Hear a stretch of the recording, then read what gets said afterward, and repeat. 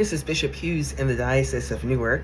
I should say from the Diocese of Newark, because this week I'm in the Diocese of Texas. I'm down at their Camp Allen, as part of a conference being hosted by the Iona Collaborative. That's the same group which we get the training that we're putting our lay pastors and deacons through, Iona. So happy to be here. It's something that they are hosting because they certainly have given us quite a lot in terms of our training lay pastoral leaders and training people to be deacons. So it's a way of us being able to give back to them. And they've been wanting to gather people to think about the resources in the Episcopal Church and how so many of those resources reside in a small area of the church.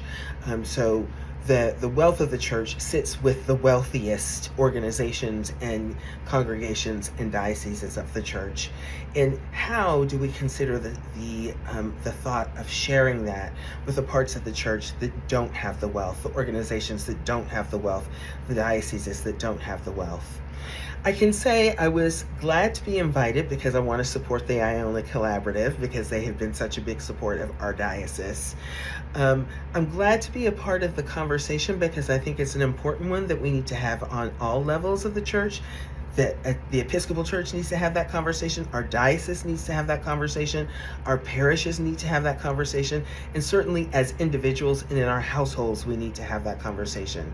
So I'm glad to be a part of it, but I have to say, I've also been dreading it. And I've been dreading it because I know how we are when it comes to money.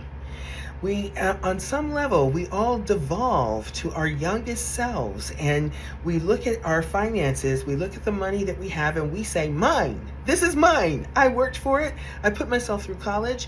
I'm the one who stayed late. I'm the one who did the extra work, and I'm the one who climbed the corporate ladder.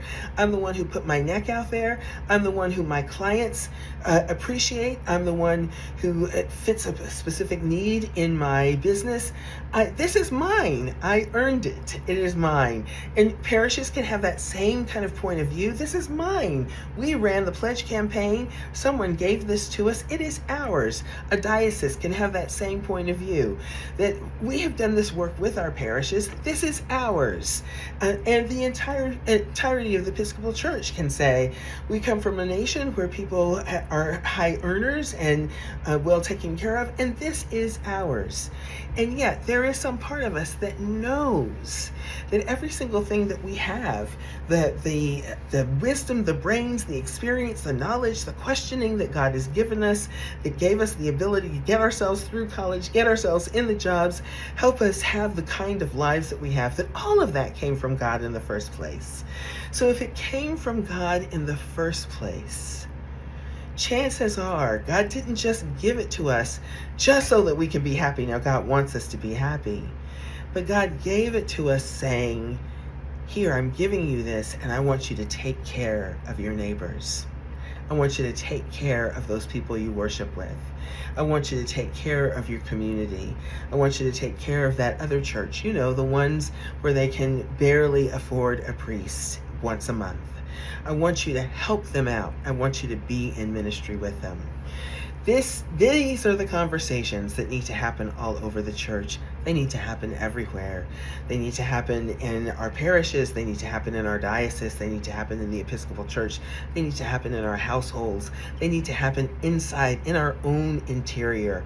Our souls need to hear us have those conversations with ourselves and with God. Money is a gift. The buildings we're in are a gift. These are all assets that are valuable and that are important to us, but they are gifts given to us by God. And God always gives gifts with an expectation that we are also going to give.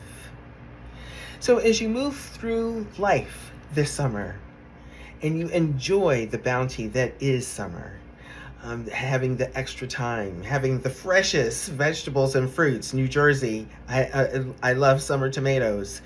As we enjoy all these things, all along the way, thank God for the gift, and then immediately give some of it away. Hand it to somebody else who needs that blessing.